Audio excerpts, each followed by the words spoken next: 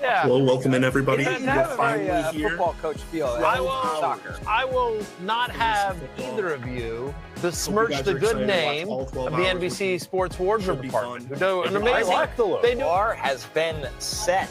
Yeah. That is right. Let's The go! challenge is accepted. Clark Brady, as you see, has a live stream plan. You can either watch the marathon or you can watch Clark Brady watch the marathon, which is Robbie. Right, you know, Brady by the way, cast. making a second screen for Lawrence, Jay, and Trista. I'm Matthew. Have a great Labor Day weekend. All right. We will see you on Tuesday. Thank you for everyone who Peace watched. out. That was 12 hours watching fantasy football. Fantasy Football Happy Hour with Matthew Berry. Welcome to the Fantasy Football Happy Hour. Clark Brady, you drink for free today at the Happy Hour bar. You survived the marathon. Yeah, not only that, I'll tell you why life. he drinks He drinks free. for free Because it for didn't life. seem like he drank at all. Like it looks like he just Hanging sat out there for in a- 12 hours in a straight blank room. watching this damn thing. God bless that man. Incredible job. Yeah. Incredible effort. Well done. The Brady cast, as he aptly Yes. named it. Been waiting for the competitor to the Manny cast for quite some time. We finally have it. We have the Brady cast. He's watched more of this show than I have. Let's be clear. That's right. I don't, He's watched more. I wasn't even here the last two episodes. That's right. He's watched more than you have. Yes. Yeah. I'm barely paying attention when I'm on air. So, God bless this guy. My wife's never watched the show. Right. She's never seen it. I don't think Beth watches it that much either. Kristen does. No. Just the open. Yeah. Because she Yeah. likes when we do like 4 minutes of no football, and then it's like, all right, she's nice out. job. Yeah. That's And pretty then much she's it. out. I get She's got that. other things to do. As do we. Yeah, Beth's seen a little bit of it, but not very much. Not very much. She knows you're on it. Yeah, exactly. She tunes in on days when I'm out. Like she's like, oh, okay, Lawrence is in. I'm like, I like him. We'll check this out Yeah. today. Yeah. Great job, Clark Brady. Much appreciated. You are now prepared for your drafts, I hope, after 12 hours of streaming live. We have our drafts in the books. The League of Assholes draft is complete. Yep. And we have all the results of that coming your way later. We're going to talk about some of our teams. Obviously, the giant board is right behind me here, the magnificent Fantasy Football Happy Hour board. But before we do any of that, we're hitting the waiver wire start of the season. It's week here, guys. one. It is. It's week one. We have Let's go. football this week. Yes. We have football this week. We are 2 days away from actual professional football. Cowboys at Eagles right here on NBC and Peacock. I'm a company man. And so people that have had their drafts already, Connor, might be going through their first waiver wire tonight. Yeah, they hate their roster already. And Yes. what better way to start the NFL season than the Browns' backfield? Yes. Quinshawn Judkins, Oh, we're so Dylan back. Sampson, Jerome Ford. We are back and ready for week one because all of these guys meet our threshold of availability. Quinshawn Judkins, 50%. Obviously, the other two guys that are expected, of course, to actually play and play more. Jerome Ford is at 54%. Dylan Sampson, the other rookie, at 52%, Matthew.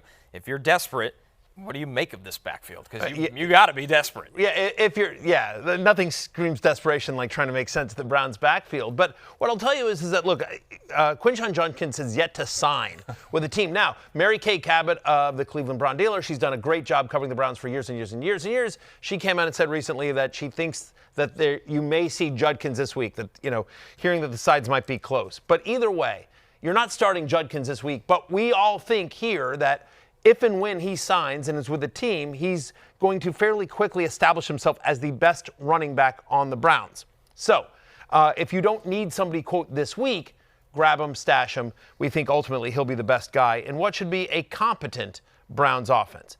That said, if you need somebody this week, you're looking around.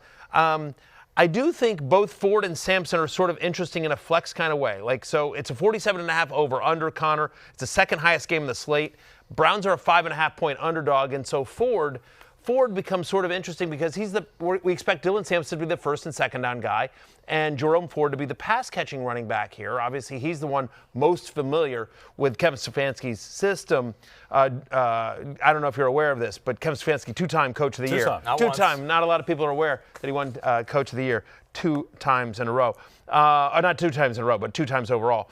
What I was going to say is, but in the preseason, guys, Ford and Sampson split their time evenly with the ones. It wasn't just all Sampson. So you've got a bit of a committee here. And then when you think about the Bengals last year allowed the 3rd highest catch rate to opposing running backs, that maybe Jerome Ford has some sneaky value this year. And as you saw, Connor, he's available in a lot of leagues. He's available in more than half the leagues, and this is a game with a high total because we know the Bengals can score points, which means maybe the Browns will be playing a little catch-up here. The Browns' team total, guys, is 20.5. That's not that low for the Browns in this week. Like, this is the week. You're shaking your head like that is not a line you would have made. Yeah. Well, it's more a reflection on who they're playing as opposed to their talent. Like, if they were playing the Broncos, it might be like 13. But they're not. Yeah. This is the waiver wire this week. So. Yeah, and so it's difficult because the Bengals' run defense is putrid. It was putrid last year, bottom 5 defense. Yeah. But it's putrid in all regards. You can do whatever you want against the Bengals. And Kevin Stefanski, last time he had Joe Flacco, he was just uncorking it, and Flacco was throwing a million times a game. So not sure how it's going to look. I think the Browns' backfield, it's certainly the most confusing. Jacksonville's is up there too. Dallas is a little confusing too. But if you can solve this one and you figure it out, like I think, and it's not so much for this week, but I think Judkins is now going too late in drafts. I agree. Where he's the guy who's actually got the upside, where he's a guy who could be, an RB2 guy that you're starting every week. He's not going to get that with Jerome Ford and Dylan Sampson week in, week out, I think. So we're going to talk about our draft later on. But I took Judkins, I think, pick 116. I think once you get into that range, you want to take a flyer on the upside. Yeah, I would just say for this week specifically, I think long-term upside, you prefer Judkins. If you need floor this week, I think it's Jerome Ford, because I do think he'll be involved in the passing game. If I need upside, I'll say Sampson, because I think he's got the best chance at a touchdown of the two running backs. I think the jury's still out on Dylan Sampson, Jay. I mean, I agree with you on Jerome Ford being kind of is what it is, but I think there's a chance that Sampson could be good. A day 3 pick there as well. But let's move on, Connor. I got to give a shout out. Hang on, go ahead. In the comments, Jay Stabs. This is somebody that has watched a lot of waiver wire shows. Waiver wire show. When does the Hunter Henry portion start? Oh, yeah, nice. Stick around for tight ends. Good question. Yeah, just wait. Yeah, Hunter Henry owns real estate on the waiver wire show. Been talking about him and Kenyon Drake for 4 years. Oh, my goodness, Kenyon Drake. All right, another running back here, guys. Trey Benson, 61% availability, which is a little surprising for one of the better insurance backs in fantasy, I think. Against the Saints allowed 18 rushing touchdowns to running backs last year. That was tied for the most in the NFL, Jay. Is there a world where Benson's workload hopefully goes up after they invested 2 years ago a day 2 pick in him? Potentially. I think while James Conner is healthy, though, it's going to be the James Conner show. I do think the Saints, I think their defense might be sneaky competent, where the defensive line is probably, it's one of the strengths of the team at this point, the linebacking core as well.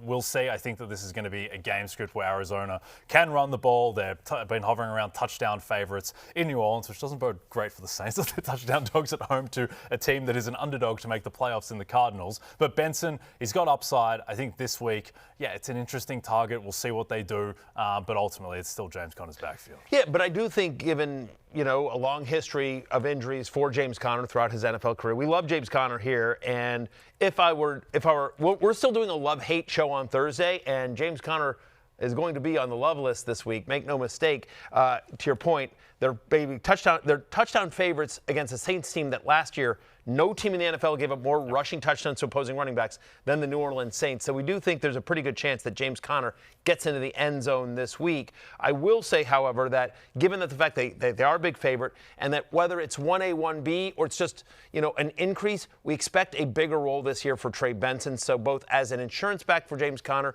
and on the chance that Jonathan Gannon was telling the truth that it's going to be more of a committee. I don't personally think it is. I think it's going to be 70-30.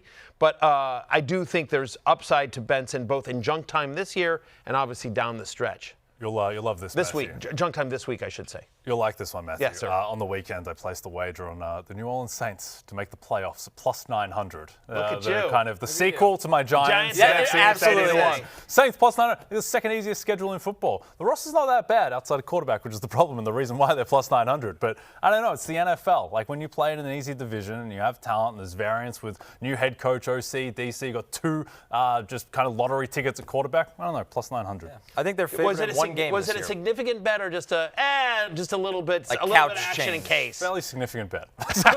We'll see how it goes. With a large payoff. Can't help yourself. Yeah, Spencer Rattler to the moon. The good news is I think they're plus 1,700 to win the division. So. They're probably not going to win the division, but if you can sneak in at 9 and 8. Yeah, Show me some magic, Kellen Moore. Yeah, Brandon Staley, Renaissance season for Brandon Staley. There you go. He's back. Anything's possible. Yeah, I appreciate your optimism on the show, Jay. Ollie Gordon, our other running back here, guys, he's got the Colts. He's 65% available. That is crazy. That is crazy. And what's weird is that that's got to be from leagues that are because I've been in drafts where he's going really early. Like I've done a lot of drafts this past week. I've been doing a lot of GuillotineLeague.com drafts, and it's like he's going early in those too, which I'm like sort of like. There's no room for error in a guillotine league, but in standard redraft, again, with Jalen Wright not expected to play week 1, what seems like a significant injury. And so Devon Achane, great news. He's going to be playing week 1. We all expected this. But, the fact is Ollie Gordon is the backup to on an offense that doesn't have a lot of other people that can touch the ball. He's looked great in camp so far, Connor. Ollie Gordon, if Devon Achane were to ever miss any time, I think would easily be a starting running back in fantasy football. And I think there's some potential touchdown vulture in deeper leagues role immediately. I mean, with Ollie Gordon, this is somebody 2 years ago, going into his final college season, he was supposed to be Amari and Hampton. Yeah. Like a first-round running back, workhorse back, can do everything for you. He falls off a cliff his final college season. There's a lot of questions of what happened to this guy, what happened to this program. And it feels like he's built up his stock again with a great rookie training camp after falling in the draft. And this is the perfect place for a guy like that to land because Mike McDaniel, say what you want about some of his flaws, he can dial up a run game. How much of an injury risk do you think Devon Achane is relative to your average running back? Because it feels like he was banged up last year, but he played every game. It was his rookie season where he did miss time. He's not built like Derrick Henry, so you have the natural concerns there. But do you think he is a real outlier injury risk? I think he's above average injury risk because of his size in the NFL, and that's just how it goes. And then you have his own teammate Tyreek Hill saying that on 3rd and short that they should go to somebody else. Jalen Wright, but now it's Ollie Gordon. So, yeah, I think. Listen, number one, if he's out in your league, you should just pick him up. 2, if you have Achane, you should have already had him on your. You have to have him on your roster. It's almost like the Kenneth Walker, Zach Charbonnet conversation right now. For sure. Colts bottom 10 run defense last season as well, so it's a nice matchup week 1 for the Dolphins run game. Just other quick guys that I want to mention here. Jaydon Blue was a full participant in Monday's practice report. There's a very good chance Jaydon Blue leads the Cowboys backfield. He's out there more than 50% of leagues. We all love Amari and Hampton. Najee Harris left for basically dead. He's ramping up to play in week 1, Jay. I know you're very excited about this. You're wearing a Najee Harris. You can hear the Najee footsteps. Yes.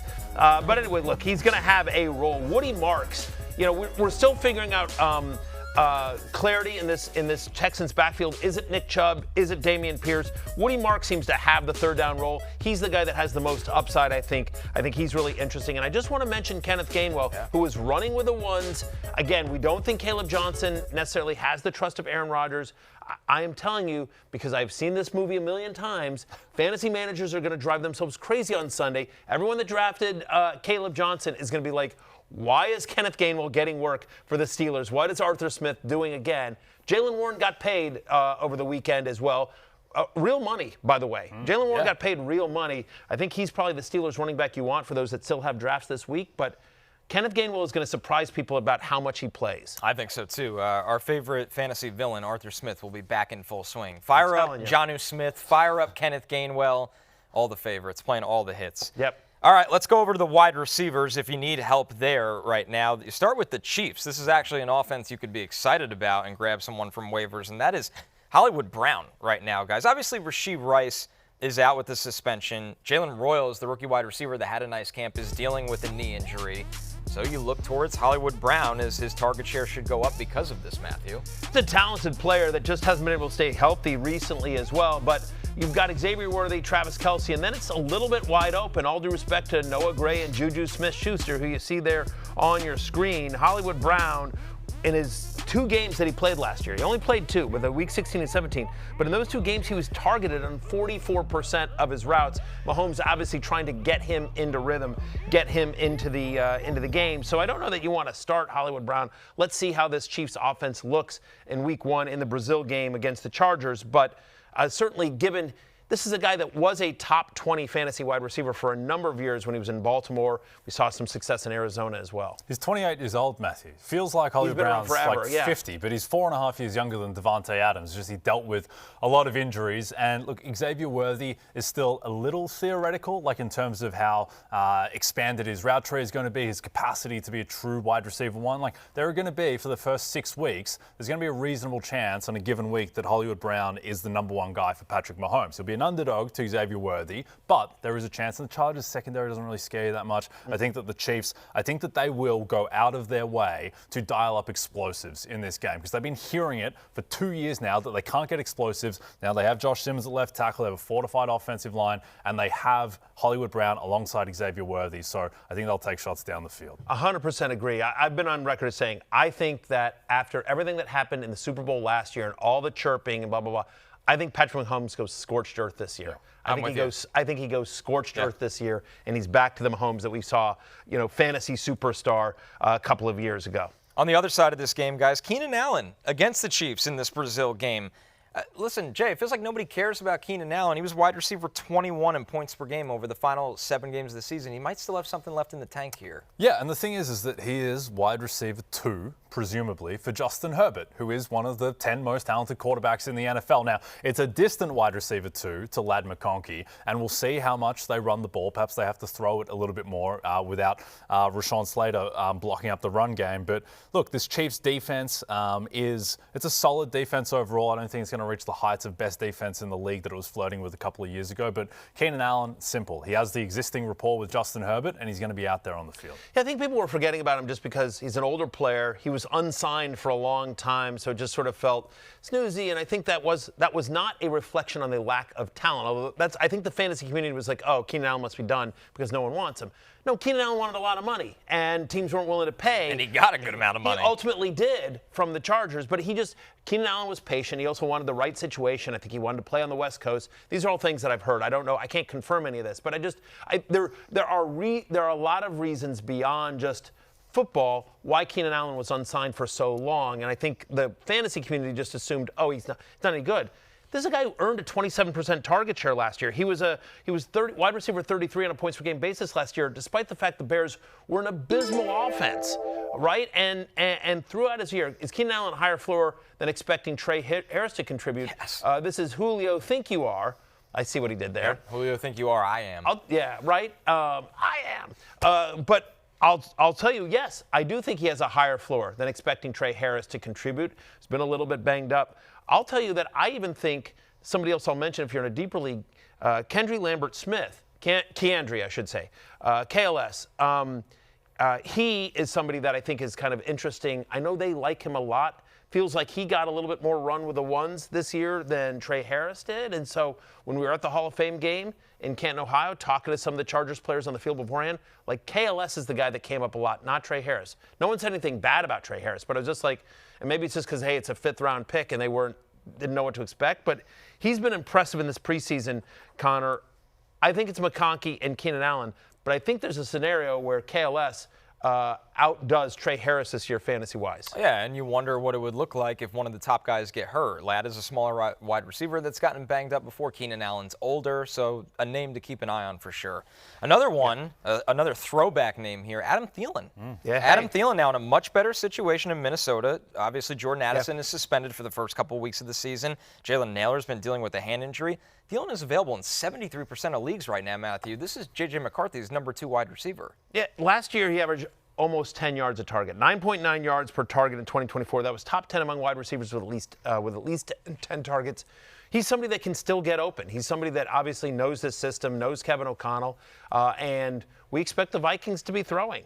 Again, they're on the road at Chicago. Bears should have a good run defense as well. I wouldn't be surprised to see Adam Thielen have a role for these first couple of weeks. And then we'll see what happens when Addison comes back. I think Hawkinson has a big year as well. I'm hearing that Hawkinson's been getting a ton of looks in practice for the Vikings as well. But Thielen's out there in too many leagues.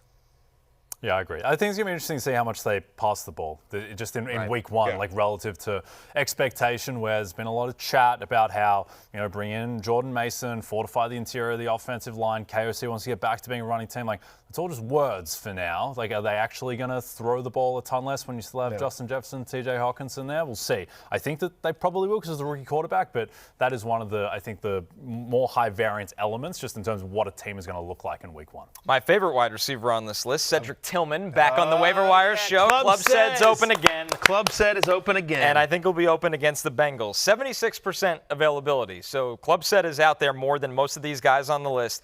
18-plus points in 3 of his 4 final healthy games in 2024. That was week 7 to 11. Then he had a significant concussion that shut down a lot of his season. Listen, the Browns, Matthew, they're going to be chasing points. Yes, they are. A lot. And that means a lot of opportunity, I think, for Cedric Tillman. And Joe Flacco could throw. Yeah. It's not like we have the questions of, is Dylan Gabriel out there? Is a rookie in Shador out there? So Tillman, like he was last year for a couple weeks, could be valuable. He's got some YOLO to him, obviously, Joe Flacco does. And I'm not convinced that Jerry Jeudy is a better wide receiver than Cedric Tillman. I'm not convinced that that Jerry Jeudy's going to earn a higher target share. I get Jerry Jeudy had an unbelievable game against the Broncos last year. I know there's some excitement here, but we'll see. Like that all came with a different quarterback. I think Jerry Jeudy's going to be fine, and I'm a big Njoku fan, as you know. But listen, you and I both love Cedric Tillman.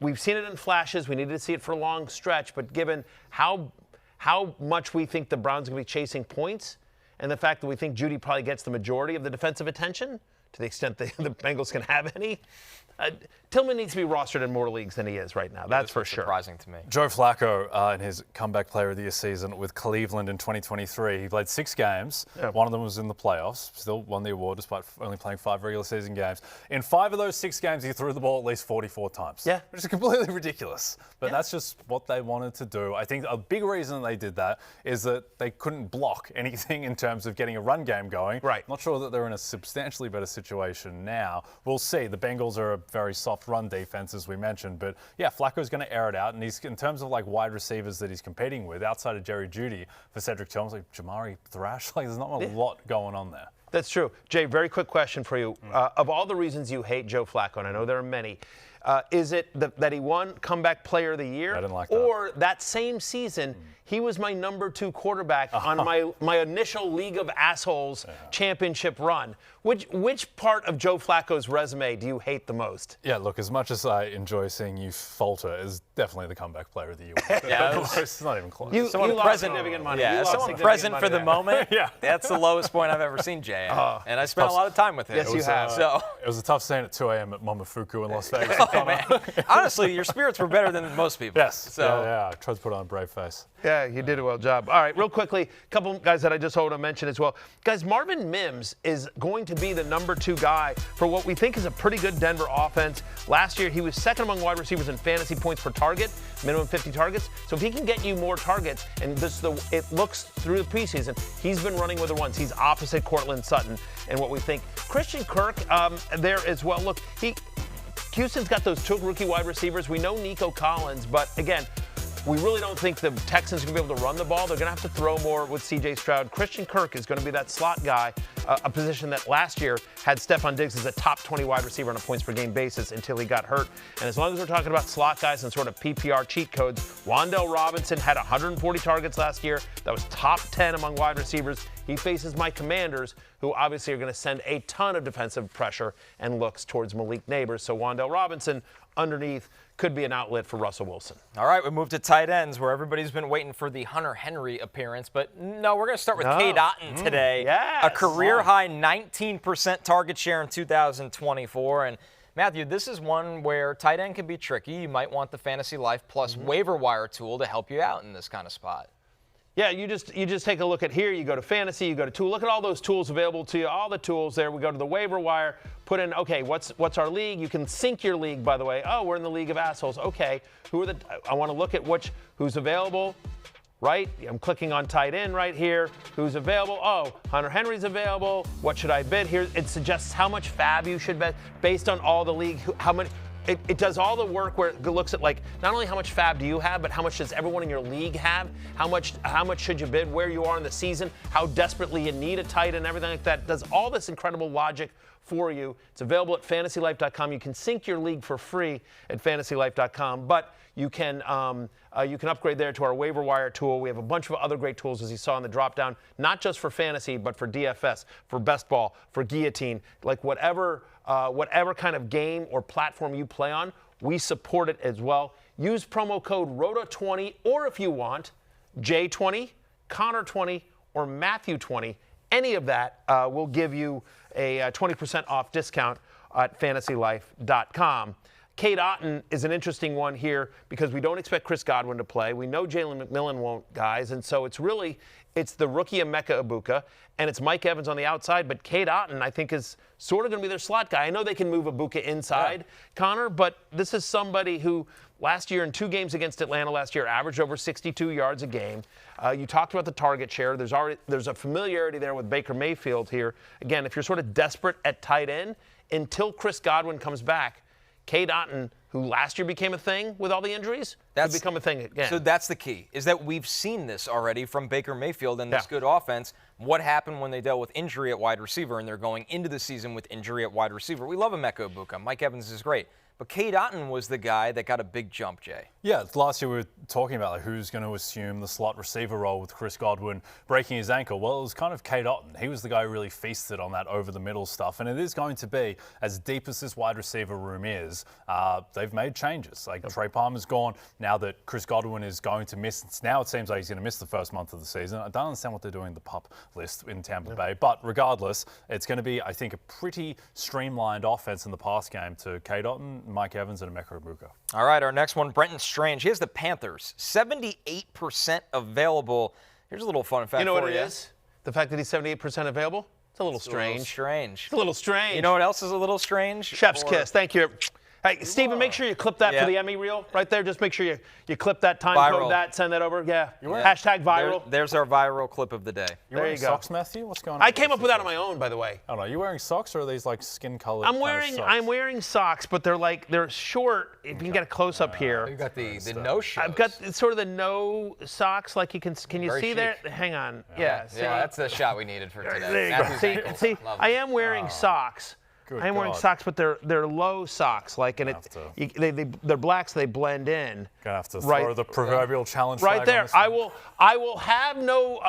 This is what was given to me by the NBC Sports Wardrobe Department. I will hear nothing but praise for them. Wow. Yeah, no, it's a good look if you're 29 years old in the Hamptons. Mr. T wants to know. Yeah, what material is that shirt Matt is wearing? Like a cross between corduroy and terry cloth. Yeah, it's a weird one. I got to be honest with you. This is also I don't know. Feel it. You tell me. Tweed it's pretty good. I have a couple like that. It's nice. I'll tell you, it's super comfy. I think it looks good. Yeah, no, Again, I have to tell you about the NBC Sports Wardrobe Department real quickly.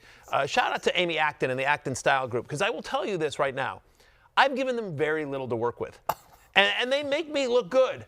Like it's their job. Like NBC said, hey, and they shoved me at them. They said, hey, we've got to put this guy in Football Night in America. Can you make this guy presentable to a national TV audience? And I don't know how they've done it, but they seem to have done it. Yeah. I've given them very little to work with, and they've done a great job. They continue to do a great job. They've done it for years and years and years. So I looked good on the Tonight Show. That was all them. Yeah, plus that was a good look. Captions. I like the Facebook exec T-shirt with Blazer look for Fallon. That was good. Anyway, shout out Acton Style Group. There you go. All right. Somehow we got from Brenton Strange to that. That's quite strange. Well, welcome to our show. All right, real quickly, let me just mention a couple other tight ends as well. We talked about Cade Otton. We talked about Brenton Strange. No team, by the way, allowed more touchdowns to tight ends than the Carolina Panthers. Strange could be in for a nice game. How about Jonnu Smith? We talked about this. Just like Kenneth Gainwell, you guys are going to be shocked and annoyed and pissed and angry at how much Jonnu Smith gets used in this dumb Steelers offense. But again, I tell my daughters, look, find a guy that looks at you the way Arthur Smith looks at Jonnu Smith. How about Theo Johnson? We've talked a lot about Mason Taylor. I like both New York football tight ends. New York City, not, of course, the Bills. New York. The Bills are the only true New York team, but you guys know what I'm talking about. Theo Johnson, very good chance. We just talked about Wan'Dale Robinson, but there's a chance, Connor, where Theo Johnson is the number 2 pass catcher for this Giants offense. Right. I mean, there's going to be opportunity there, and I think Russ can lean on him because of his length at times. So it's Darius Slayton. When you look at the other options, throwing a Tyrone. He's had a very strong camp. Second-year player out of Penn State. Three of his final 4 games last year, he had at least 6 targets. And so he's been having a strong camp. Give me some Theo Johnson. And then you know what? Wouldn't be a first-week waiver wire tight end segment without my guy, Chig Okonkwo. We're getting chiggy with it. We're getting chiggy with it. Absolutely. I think this Titans offense is going to be better than people think. I think, again, with Cam Ward under center, Brian Callahan wants to push the ball downfield. After Calvin Ridley, it's Tyler Lockett. It's a couple of Alec Manor. Right, exactly. Gunnar Helm could make an appearance in this section one day in November. Sure, but just, again, you think about they're playing Denver this week. You assume that Pat Surtain is going to be on Calvin Ridley. So who's going to get some of the underneath stuff, right? Obviously. Right. I do think Chig Okonkwo has a nice game in week 1. Okay, Gemma 89. Jonnu and Theo Johnson, I could see. Chig may be the biggest surprise if Cam and the OC get what a weapon he can be. There's never been a question about his physical skills, about Chig Okonkwo. You know, you hope that Tennessee's got a good defense, but you hope at times they are playing a throw script at the end of games, and Cam Ward likes to run around and look for guys out of structure, and maybe that benefits Chig Okonkwo. Let's get to the quarterbacks here, guys, and we're going to stick with the game we've talked a lot about already. That is the Panthers at Jacksonville. Bryce Young, Jay. The Jaguars allowed the 3rd most fantasy points to quarterbacks last year, and Bryce in the second half of the season started to turn the corner. Yeah, he absolutely turned the corner, and yeah, it was largely against a soft schedule. He also played really well against the Eagles' defense. He just looked more confident. I now think of Bryce Young, I think of him as like Kansas City Alex Smith. Like, that's the player that you want him to be. Yeah. It's just short, accurate stuff, reads the game well, can move a little bit with his legs, and he gets a Jags defense that was bottom 3 in the NFL last year. I think they'll be better this year, but I don't think they're going to be top 10 better. And also, the Panthers, the beauty for Bryce Young is that Panthers defense is going to be bad. Yeah. Again, like, there's just not a great deal of talent there, so I think they're going to be in a lot of shootouts. And Bryce Young, I think, flashed a level of competence last year that he's going to be able to live up to those shootouts and compile stats. I'm with you. It's also I think Carolina-Jacksonville might be one of the most entertaining games this weekend, right? As well. I mean, again, Jags allowed the 3rd most fantasy points to opposing quarterbacks. I'm excited. I'm super excited about the Jaguars' offense. We just talked about Brenton Strange, but as you know, BTJ, Travis Hunter, Trevor Lawrence, I do think is a sleeper this year as well. So Bryce Young kind of going head-to-head with him. He finished the year strong, as you mentioned. So I do think Bryce Young is somebody that, if you're looking for a quarterback, is somebody that probably should be picked up. Head-to-head matchup of the Baker Mayfield fixers in Dave Canales and Liam Combs. So we'll see who is truly responsible. Let's go. We got Michael Penix on the list here, guys, as well. 67% availability. He's got the Bucs. As great as the Bucs have been in this Baker Mayfield era, their pass defense did rank 29th last season. You can throw on this, and this is another game, Matthew, that maybe we kind of find a little bit of a shootout script. I know it's not common week 1, right? But these two quarterbacks, they will throw down the field. Right. I mean, and you've talked about Michael Penix quite a bit as well. I mean, look, like as bad as Kirk Cousins was last year, in his 2 games against Tampa Bay, he crushed, right? And so there's a chance that they get Darnell Mooney back this week. He's been back at practice, which would help Penix again. Penix has some of that YOLO to him as well. I think he's more accurate downfield than Joe Flacco perhaps, but, you know, we expect a big year out of Drake London. Obviously, you've got Bijan out of the backfield, and I do think if he gets Darnell Mooney, little Ray McLeod. Right. I'm still not talking about Kyle Pitts, by the way. Cut to Kyle Pitts scoring 3 touchdowns in this game. But whatever. All I'm going to say is that I do think Michael Penix Jr. becoming like a top 10, top 12 fantasy quarterback, not outside the realm of possibility. Yeah. Kind of like 2 years ago, Jordan Love throwing all those touchdowns where and Love ran more than at that year than Penix will, but that's kind of the script you want. Yeah, and I think Penix, I'd probably, with Anthony Richardson not the starter, I'd make Penix the favorite to lead the NFL in average depth of target in terms of his passes. Like, he's just going to chug it down the field. That's just what he does. And with the Bucs, even though I think their pass defense will be better than it was last year, but the main thing is that the run defense is going to be, Vita Vea is still there. So they're going to have a really good run defense, so it's going to be more of a pass funnel still. All right, a couple of mentions at quarterback here. Daniel Jones, Matthew, against the Dolphins. Tua against the Colts, and then once again, you just can't escape Joe Flacco. Yeah, well, I mean, look, again, these are all sort of guys that, again, if you're desperate, if you need to stream somebody, if you don't love the matchup with one of the guys you have. But Daniel Jones, he's had 69 career starts. He averages over 30 rushing yards per game. We expect that to be a sneaky shootout. That game's in home in Indianapolis as well on the turf. Tua facing him, by the way, on the road at the Colts. Colts were 26th against the pass last year as well. Tua fully healthy. Tyreek Waddle fully healthy. Let's go. And then finally, Joe Flacco. Look, you mentioned it, Jay. You said like he didn't throw a game. He didn't have one game. I think only one game where they threw less than 44 passes last year. Yep.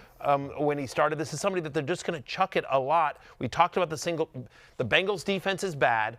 And we also expect the Bengals offense to be able to score quite a bit. So they're going to be negative game script where they're not only going to have to throw, but they're going to be able to throw. I suspect DraftKings, like if you're playing DFS, Joe Flacco is going to be a very popular pick on DraftKings this week. Yep. If you need a defense, of course, let's actually get to a YouTube comment here before we do any of that.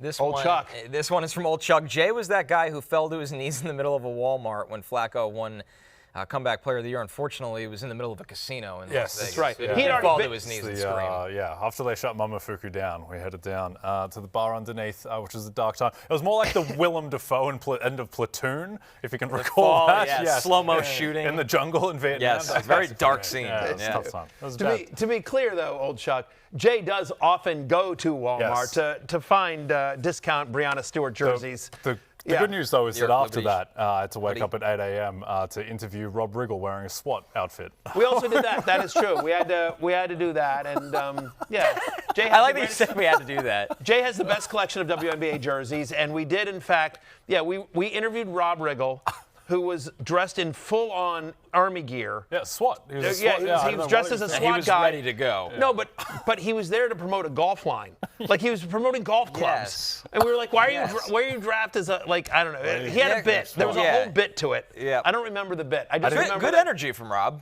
Yeah. Rob's hilarious. We love Rob Riggle. Yeah. Rob's hilarious. We've definitely done some random things on this show in 4 years. How about some defenses you could add if you're in trouble there? These are defenses that meet our threshold. Obviously, you'd love to have the different Broncos. show. We should actually do a different show called Random. Like more of the closing time of Happy Hour. Yeah. Closing time is where it's like with Jay, Connor, Matthew. Yeah. All right, go ahead. We'll work on it. All right. Here's some defenses if you want to stream a defense. Got the Cardinals at Spencer Rattler. That should be fun. My Commanders at home against the Giants.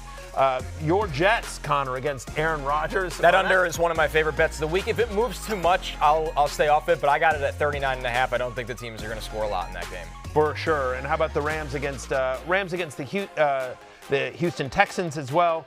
Again, we don't know about that offensive line in Texas, and obviously then, listen, Joe Flacco, he'll chuck it a lot, and he usually completes to his own team, but he'll throw it to the other team a couple of times as well. You know, if the Bengals would be my best pick for a pick 6 this week, just because Jameis isn't playing, but Flacco is. Yeah. Don't stream the Cardinals defense. My Saints are going to light them up week 1 on route to a playoff berth. Get personalized fantasy football insights. Spoken like somebody that has never seen Spencer Rattler play football. All right, based on your league settings with Fantasy Life Plus, your league is unique. Your advice should be too. Head to fantasylife.com and use code ROTO20 for 20% off. You could also use Matthew20, Connor20, J20 works as well. Tomorrow I'll give an update on the standings about how those promo codes are going. Jay and I were tied for the lead last time I checked, but as you see, like no matter what kind of format you play, what kind of league settings you have, you get points for first down. We got projections for it. We got waiver tools for it. We got start-sit advice for it too.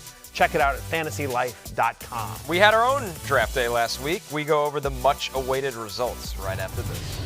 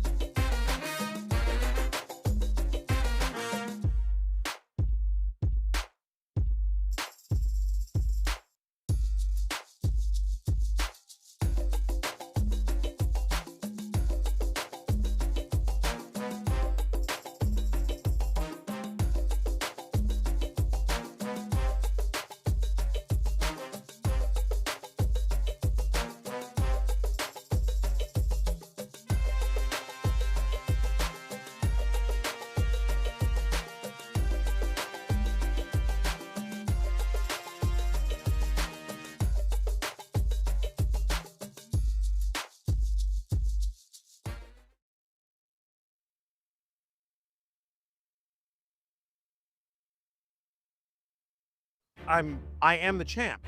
I am the champ. Until a new champion is crowned, if somehow it's not me, I am still the champion, and I demand all of you call me that. And with that, allow the fourth year of the League of Assholes draft may now commence.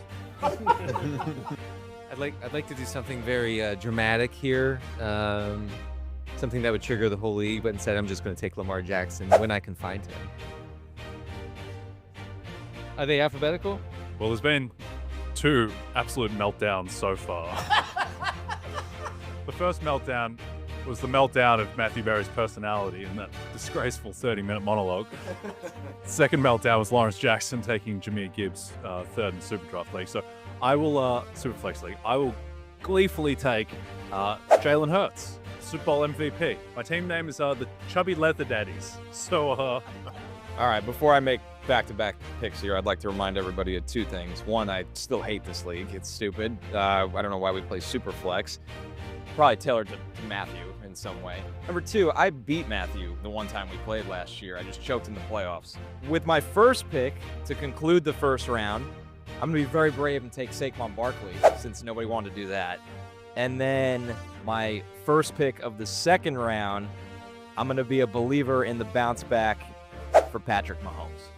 In a league where, you know, people talk a good game and then they don't take the player when it's time to take them, I'm going to go with Drake London right here, the best player remaining on my board. I think he's a top 5 receiver here. And just on a side note, this league and draft order was rigged for Matthew Berry.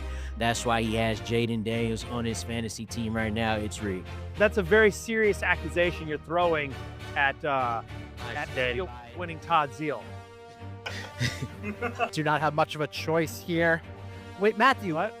Oh, if you took Kyler Murray as your ride or die, shouldn't you be dead right now? Yeah, here you are, monologuing. I was hoping we would go a full preseason without talking about him, so his ADP would go down. But we talked about him today, so I'm going to take. Who did we talk about? DeAndre Swift. DeAndre Swift. Oh, there you go. All right. Everyone roasted me last year for going running back heavy. I'll get my quarterbacks eventually. I drafted Joe Burrow last year, and he was terrible. I didn't even know who my second quarterback was. But I had... No, wait. I had Trevor Lawrence was my first pick. All right, I'm getting the gang back together.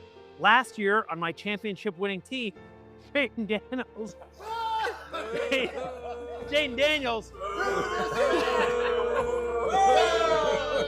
Yeah.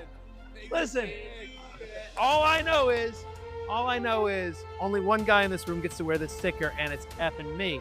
Jaydon Daniels was one of my quarterbacks last year when I won the championship for the 2nd time in a row. And my running back was Derrick Henry, King Henry. You too. So, King Henry, come on back. My ride or die was Bucky Irving, and boy, will I be dead if he's not good, because I have him in every league. The plane, the pilot has ominously come on the PA, like, we have a fuel imbalance. But I'm taking Bucky Irving. Yeah, I'm going to take Dak. We're going to stack up CD. Watch him throw the ball 44 times a game. Very few know that I was born and raised in Washington, D.C., so I'm very conflicted in making this pick.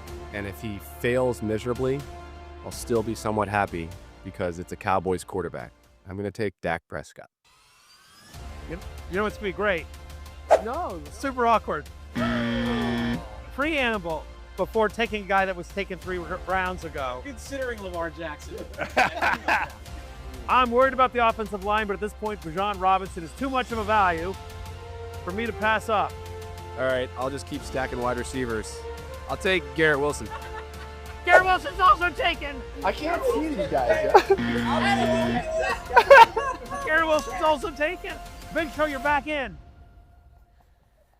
Oh, man. You can tell it takes us 9 hours to complete the draft. Dude, it was brutal. So that was Adam. That was our producer, Adam. And so... he's got to change his name after that. Yeah, exactly. The guy, and anyone's curious in terms of like sort of who was who. Obviously, you recognize Denny Carter, Pat Doherty, and Lawrence Jackson, and hopefully the 3 of us. The Jaguars jersey, that was producer Steven. And the baseball hat asking me whether I should be dead or not, that is backup producer Pete. And the guy in the Patriots jersey, who thought he had Joe Burrow at quarterback last year, but wasn't. Right. It was Trevor Trevor Lawrence. That was stupid Dev. Emmy Award winning stupid Dev, by the way. Emmy Award winning stupid Dev. Producer Damien is Chad Ochocinco. Yep. Chad Johnson. He didn't get any love in that though. He was in that. Was he? He took Dak. Yeah. Oh no, but right. We didn't get a clip of him talking. Yeah, we did. He was in there. Yeah, sometimes you don't pay attention. I know it's crazy. I don't really. No, I was looking at my rundown. Anyway, yes, Ocho Cinco jersey. That's producer Damien. All right. By the way. Yeah. We have to show some love to both Mackenzie and Kelsey. They drink for free because they stayed for the whole draft. Not in the league. Those poor girls. Not in the league. You do. They filmed all that content. They're not even drafting, and they have to sit through the entire thing. The whole thing. They do social media for us here at NBC. So anyway, they're great, and they drink for free as well. Congratulations, and thank you to Mackenzie and Kelsey. Paul815 on YouTube said, League of Assholes, more like League of Idiots. Fair. Wow. Also fair. Maybe we change the name. Yes. Yeah, I don't know. They might just stay. All right, let's go through the teams. We did have plenty of people in the chat wondering what does this draft actually look like after you saw it's a 12-team PPR Superflex League. Right. That's what it is. Yes, so absolute disaster class. Here's my team in order that I drafted. Of course, I went Jaydon Daniels. A lot of familiar faces, right? So Jaydon Daniels, actually, it's not in the order. It's not in the order I drafted it. Sorry. That was good. I really should. More lies. Yeah, I should pay attention at the pre-show meeting. What running back on the Bears did you get, Matthew? So, Manungai, yes, we made it. Manungai. So anyway, among players that I had on my championship-winning team last year, Jaydon Daniels, Mike Evans, Derrick Henry as well. So my quarterbacks are Daniels and Drake May. Need him a lot. At running back, Derrick Henry, Chase Brown. Feel really good about that. Of course, I got Ja'Cory, Krosky, Merritt, and some upside there in Manungai, as you mentioned, and Jaden Blue. Manungai. Okay, there we go. First time you're so right. I feel good about my running backs. My wide receivers, Mike Evans, Cortland Sutton, Josh Downs. Boy, Josh Downs needs to work. I have a lot of Josh Downs. I have a lot of Cortland Sutton this year and a lot of Josh Downs. Also, Darnell Mooney, Marvin Mims late. And Pop Douglas was my last pick. Laporta, my only tight end. I went with a one tight end strategy, so we'll see what happens. How about the chubby leather dad? I feel like, and you guys, by the way, you guys can weigh in on the chat and everything like that. But I feel like the reaction from everyone was honestly annoyance because they felt like I had a good team. They had to admit I have a good team. I think everyone's just sick of you talking. I'm sure that too. What's going on with the monologues? For context, we have two microphones during this draft, right? And they're clip-on mics, so you probably didn't even notice them. One gets passed around for whoever's drafting, right? Makes sense. You're making a pick, you're reacting, you might say something funny. The other microphone stays on Matthew for all 9 hours of the draft.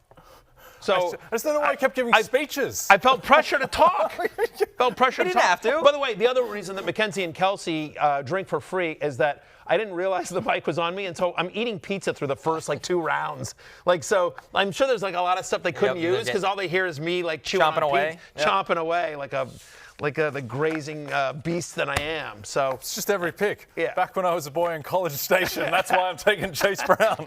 It's like Othello over here. That's fine. Yeah, I like my team. Screw you guys. Solid team. What about you, Jay? What about Jay? I don't even remember. Say, Chubby Leather Daddies is a fantastic team name. Yes, yeah. The Chubby Leather Daddies. Hopefully, they put up some chubby victories. I was very happy. Yes, very happy with my first 3 rounds to get Jalen Hurts falling to pick 5 because Lawrence took Jahmyr Gibbs before him. And then Amon-Ra St. Brown, just a very high floor. I was very happy as well to get Brock Bowers in the 3rd round. Not that high on Brock Bowers this year, but he's going to fall to the 3rd round. Have to take him there. Went into the draft aiming to get a stack of Seahawks running backs. Ended up with a stack of Seahawks wide receivers instead with JSN and Cooper Kupp. But the targets have to go there somewhere. Justin Herbert was QB2. He ended up falling to QB 19, 20, which I just think I get that they're going to run the ball, but it's Justin Herbert. I just think when you're a top 6, top 7 quarterback on talent, you cannot fall that far. And then on the bench, just again, we talked about Quinshon Judkins as a swing. Daniel Jones, I like as a QB3 who can slot in if Hurts or Herbert get hurt or for a couple of bye weeks. Hollywood Brown, I think, is going to be viable in the first 6 weeks of the season in particular. And then Najee Harris, that was more of a content pick. And then Kendre Miller, who I do think, if Alvin Kamara goes down, like he is going to be, I think they're going to run the ball a lot in New Orleans. I think it's a solid offensive line. I think he's got some explosiveness as well, so some upside swing. So I think for a team that waited on running back, which your wide receivers are ridiculous. Like, having, JSN as, Amon-Ra and JSN, and I think Kupp is great. Like your 2 tight ends as well. Like you have Bowers, and then you also have Tucker Kraft. Yeah. So I think you have a trade piece there, assuming Kraft pops the way we all think he does. So for a team that waited on running back the way you did, I thought you landed 2 good ones in Pollard and Warren. You just don't have a ton of running back depth behind them. So you really need those 2 guys to work, and they're both on the lower tier of kind of running backs you'd want. But again, I mean, Hurts and Herbert are great. Browers is a superstar. The wide receivers are sick. Like, I think it's just that. I think it's a running back depth. That's my one question. And we're going to talk about Dev's team and his all-in running back strategy, which kind of derailed the draft a little bit for everyone. Yep. I would say that just being in the draft at the moment, like, you don't want to reach for, like, position because you don't have that position filled. Just take the better player. Like, I just didn't want to take, like, I was like, I was like, I wanted to take I had a choice between Brock Bowers. Stupid Dev's team. Go ahead. So Dev basically just loaded up running back. So he took Bijan Robinson as his first pick, then Devin Achane, Kamara, Kenneth Walker, Chuba Hubbard. So basically, I think 5 of his first 6 picks for running backs. Which alters the draft. Yeah, didn't entirely stop there. Still took Tyler Algier on his bench. And so that when someone just goes in with like an outlier aggressive strategy, it kind of just warps everything.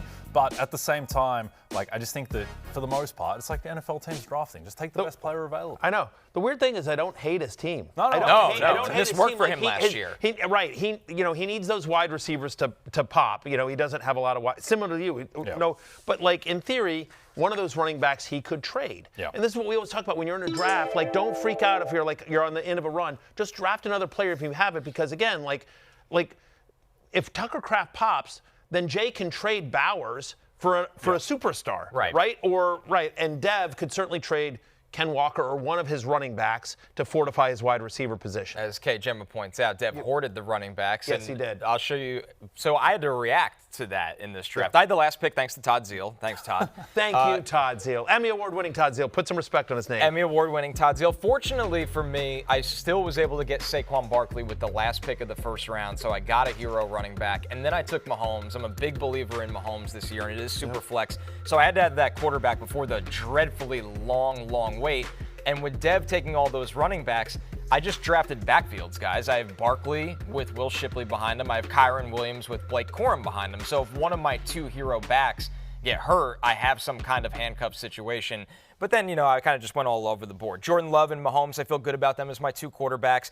I'm a big believer in Travis Hunter. He's my wide receiver too, which might scare some people, but I like the upside. And then hopefully Ricky Pearsall and Rome Odunze have breakout years. I need T. Higgins to stay. I have a ton of Pearsall this year. News, though, by the way, Juwan Jennings back at practice for the 49ers. Looks like he's going to practice. Seems happy. So whether it was injury or contract, whatever kept him out is now done. And Jennings, I think, one of the bigger bargains on draft day for people that took a chance because he was dropped a ton. I'm hoping it works out as well. Shout out to backup producer Pete and Fried Collie Power, one of the best names in the league. I also liked his team as well. Thursday night, the NFL season kicks off with the historic rivalry as the Eagles host the Cowboys. NFL kickoff presented by YouTube TV. Thursday, 7 p.m. Eastern Time on NBC and Peacock. Last call is coming up next. We got our best bets for MVP.